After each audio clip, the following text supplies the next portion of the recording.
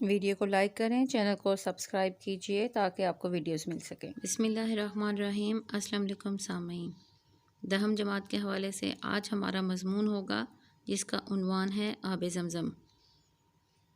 آب زمزم دنیا کا بہترین پانی ہے جو بھوک اور پیاس میں یکساں مفید ہے اور ہمیشہ محترم و مقدس سمجھا جاتا ہے۔ دنیا بھر کے مسلمانوں کو آب زمزم سے ایک گہری محبت اور عقیدت ہے۔ آب زمزم عام پانیوں جیسا پانی نہیں ہے بلکہ اللہ تعالیٰ کی طرف سے خاص طور پر عطا کردہ آب شفا ہے جو در حقیقت مسلمانوں پر اللہ تعالیٰ کی بہت بڑی عنایت و رحمت ہے۔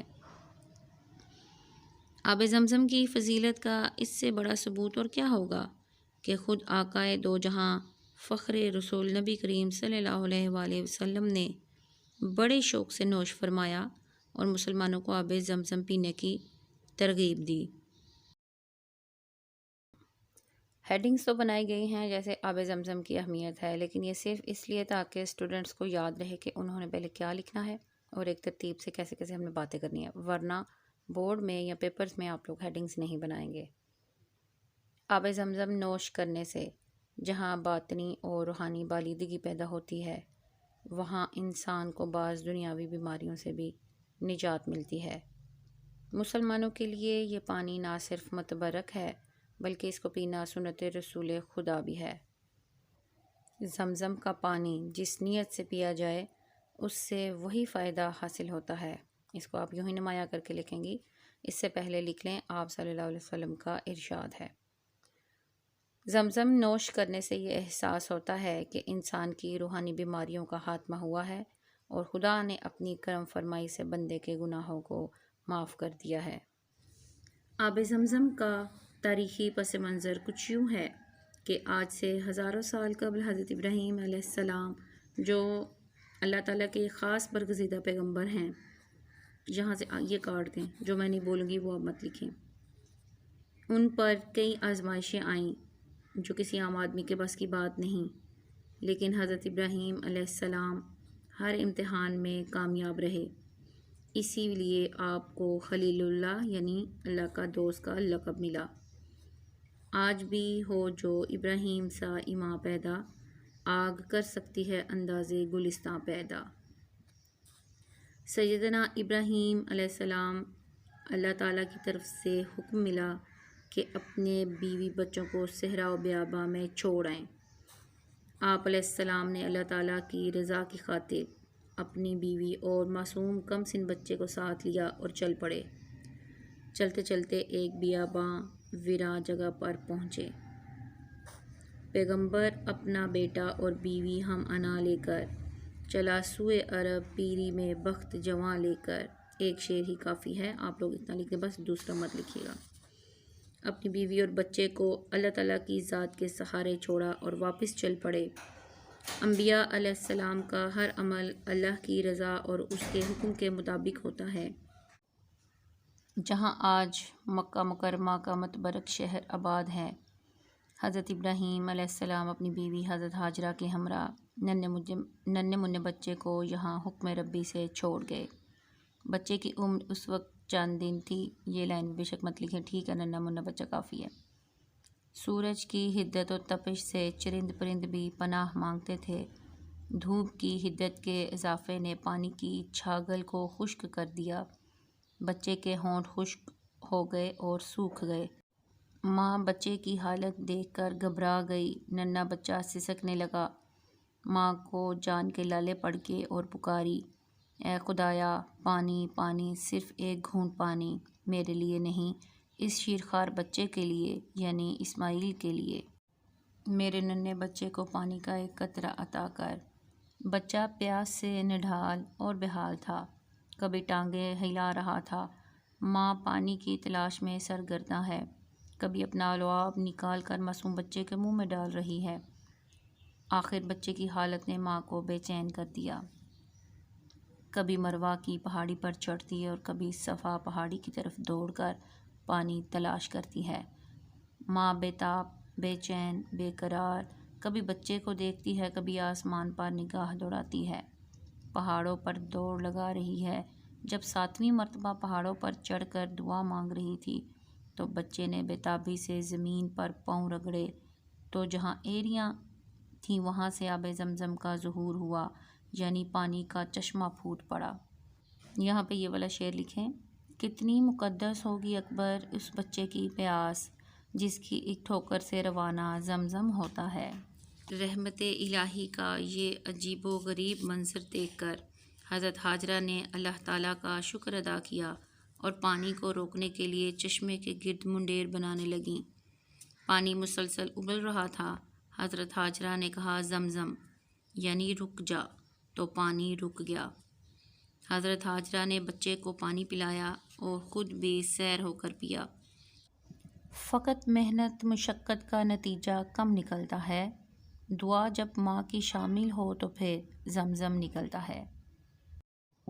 حضرت حاجرہ نے اسی چشمے کے قریب رہائش اختیار کر لی۔ ایک دفعہ جب ایک قافلے کا گزر ہوا، انہوں نے وہاں پر پانی دیکھا تو حضرت حاجرہ سے اجازت لے کر خود بھی پانی پیا اور اپنے جانوروں کو بھی پانی پلایا۔ اس کے بعد وہیں خیمے لگا کر رہائش اختیار کر لی۔ یوں ہی عرصہ گزرتا گیا۔ پانی کی سہولت کے باعث لوگ خیمے لگا کر اور مٹی پتھروں سے مکان بنا کر رہائش اختیار کر لیتے۔ کچھ ہی عرصہ میں اس بیاباں جگہ پر مکہ مکرمہ کے نام سے ایک شہر آباد ہوا۔ اللہ تعالیٰ کو اپنے پیارے بندے حضرت ابراہیم علیہ السلام اور حضرت حاجرہ کا یہ عمل اس قدر پسند آیا کہ زمزم کا فیض تا قیامت جاری کر دیا۔ حضرت حاجرہ کا صفا اور مروہ پہاڑی پر دوڑنا اتنا بھایا، اتنا اچھا لگا کہ اسے ارکان حج میں شامل کر دیا۔ آج حجاج کرام جب تک صفا و مروہ پر 7 چکر نہ لگا لیں ان کا حج مکمل نہیں ہوتا۔ یہ پہلا معجزہ تھا پائے اسماعیل کمسن سے کہ چشمہ جس کا نام زمزم ہے جاری ہے اس دن سے۔ آج کل آب زمزم کو نکالنے کے لیے طاقتور موٹریں لگی ہوئی ہیں جو چند لمحوں میں بہت سا پانی نکال لیتی ہیں، لیکن مجال ہے جو ذرا سی بھی کمی واقع ہوئی ہو، پانی ختم ہونا یا چشمے کا خشک ہو جانا تو دور کی بات ہے، پانی کم بھی نہیں ہوتا۔ ابن عباس رضی اللہ تعالیٰ عنہ روایت کرتے ہیں کہ رسول اللہ صلی اللہ علیہ وآلہ وسلم نے فرمایا، سطح زمین پر بہترین پانی زمزم ہے، جو پانی کا پانی، کھانے کا کھانا اور بیماری کی دوا ہے۔ اب یہ ایک واقعہ لکھا ہے، یہاں پہ بہت طویل ہے لیکن بہت اہم بات ہے، اور میں آپ کو سارا پڑھ کے تو سنا دوں گی لیکن پھر اس کو میں آپ کو شارٹ فارم میں لکھواؤں گی کہ آپ نے اس کی جگہ لکھنا کیا ہے۔ آب زمزم کا دور بلا شبہ صدیوں پر محیط ہے۔ اس دوران گردش ایام اور تغیرات زمانہ کی وجہ سے آب زمزم کا چشمہ گہرا ہو کر خشک ہو گیا تھا۔ یہاں پہ جو مشکل لفظ ہیں ان کا معنی بتا دیتی ہوں۔ گردش ایام یعنی کہ دنوں کی ہیر پھیر، آنا جانا، وقت کا گزرنا کہلاتا ہے۔ تغیرات زمانہ، وقت کے تبدیلیاں، وہی زمانے کے حالات اور تبدیلیوں کے ساتھ ساتھ کیا ہوا کہ آب زمزم کا چشمہ گہرا ہو کر خشک ہو گیا تھا۔ لوگ بھول گئے تھے کہ آب زمزم کہاں واقع تھا، حتیٰ کہ آپ صلی اللہ علیہ وآلہ وسلم کے دادا حضرت عبد المطلب نے خواب دیکھا اور خواب میں آب زمزم والی جگہ کھودنے اور پانی نکلنے کا منظر دیکھا۔ یہاں پہ ایک بات میں آپ کو بتا دوں کہ زمزم کہاں واقع تھا، واقعہ نہیں بولتے، ٹھیک ہے، واقعہ کہانی قصہ کو کہتے ہیں، واقع لفظ ہے، اور خواب دیکھا یعنی کہ خواب مذکر ہوتا ہے، خواب دیکھی مت بولا کریں۔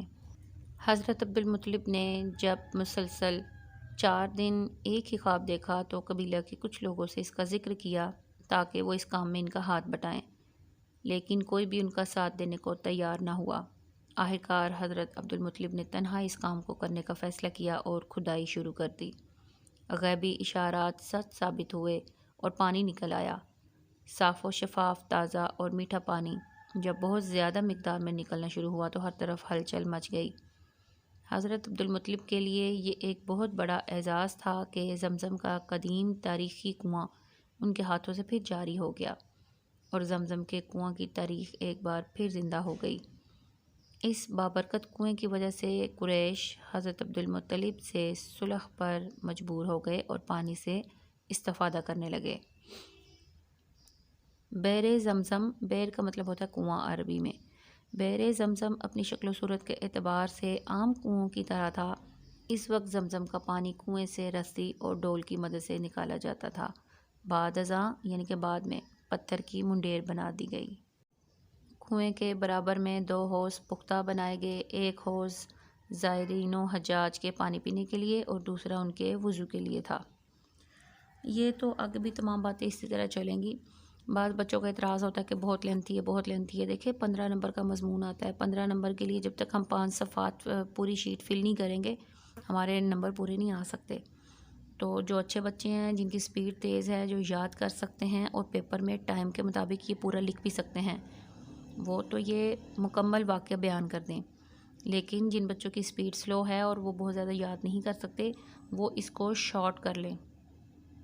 یہ تمام واقعہ حضرت عبد المطلب والا مختصر کر کے لکھیں، لیکن شروعات یہاں سے ہی کریں گے۔ آب زمزم کا دور بلا شبہ صدیوں پر محیط ہے۔ آپ ایک ہی چیز لکھیں، گردش ایام کی وجہ سے آب زمزم کا چشمہ خشک ہو گیا، لوگ بھول گئے کہ زمزم کہاں واقع ہے۔ حضرت عبد المطلب نے خواب دیکھا اور خواب میں آب زمزم والی جگہ کھودنے اور پانی نکلنے کا منظر دیکھا۔ حضرت عبد المطلب نے جب مسلسل 4 دن ایک ہی خواب دیکھا تو قبیلے کے کچھ لوگوں سے ذکر کیا کہ وہ اس کام میں ہاتھ بٹائیں، لیکن کوئی بھی ساتھ دینے کو تیار نہ ہوا۔ حضرت عبد المطلب نے تنہا اس کام کو کرنے کا فیصلہ کیا اور غیبی اشارات سچ ثابت ہوئے اور آب زمزم نکل آیا۔ حضرت عبد المطلب کے لیے یہ بہت بڑا اعزاز تھا کہ زمزم کا قدیم تاریخی کنواں ان کے ہاتھوں سے پھر جاری ہوا ہے، اور اسی وجہ سے قریش حضرت عبد المطلب سے صلح پر بھی مجبور ہو گئے۔ اس کے بعد پانی کیسے نکالا جاتا تھا، منڈیر بنا دی، یہ باتیں بھی آپ مت کریں۔ اب یہ 2 اشعار آپ کو نظر آ رہے ہیں، یہاں پہ آپ کو جو آسان لگتا ہے اور جو آپ کو یاد ہو جائے ان میں سے کوئی ایک فٹ کر لیں۔ ہے مسلمان کو ہمیشہ آب زمزم کی تلاش، اور ہر ایک برہمن گنگ و جمن میں مست ہے۔ گنگا اور جمنا کی شارٹ فارم لکھی ہوئی ہے، ان کے مقدس دریا ہیں۔ دوسرا شعر ہے جی، ہر ایک قطرے سے بہتی ریاض جوئے شراب، جو پی کے ہم سر زمزم کبھی وضو کرتے۔ اب جوئے شراب، شراب کی ندی، ہر ایک قطرے سے ایسے لگتا ہے کہ جیسے شراب کی ندی ہے۔ ہم اگر جب زمزم پیتے ہیں اور وضو کرتے ہیں تو نہایت سرور محسوس کرتے ہیں، یہ مطلب ہے اس کا۔ آب زمزم میں اللہ تعالیٰ نے روحانی جسمانی بیماریوں سے نجات کے لیے شفا رکھی ہے۔ اسے پینا ثواب بھی ہے اور سنت بھی۔ اسی وجہ سے حجاج کرام ہر سال حج کے موقع پر آب زمزم اپنے گھروں کو لے جاتے ہیں، جو بھی ملنے آتا ہے اسے یہ متبرک پانی پلاتے ہیں۔ آب زمزم اپنے اندر ایک خاص تاثیر رکھتا ہے۔ اگر اسے عام پانی میں ملا دیا جائے تو آب زمزم کے اثرات غالب آ جاتے ہیں اور عام پانی بھی خاص ہو جاتا ہے۔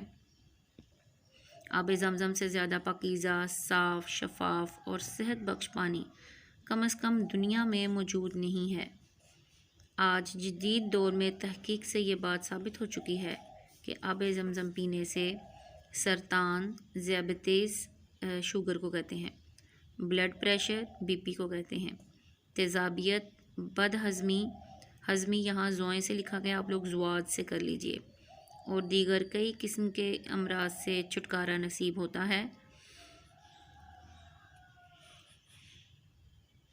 یہ پہلے بات ہو چکی ہے حج و عمرہ سے واپسی پر، تو یہ اب آپ نہیں کریں گے۔ اللہ تعالی ہم سب کو آب زمزم پینے اور اس کا ادب و احترام کرنے کی توفیق عطا فرمائے، آمین ثم آمین۔ یہ تھا جی آپ کا مضمون، اور میری کوشش ہے کہ یہ شارٹ ہی رہے یا اتنا مناسب سا ہو کہ جو آپ کے بورڈ میں اچھے نمبر دلا سکے۔ اگر آپ کو ویڈیو پسند آئی ہے تو لائک ضرور کیجئے، اور چینل پر نئے ہیں تو سبسکرائب کرتے جائیے۔ اللہ حافظ۔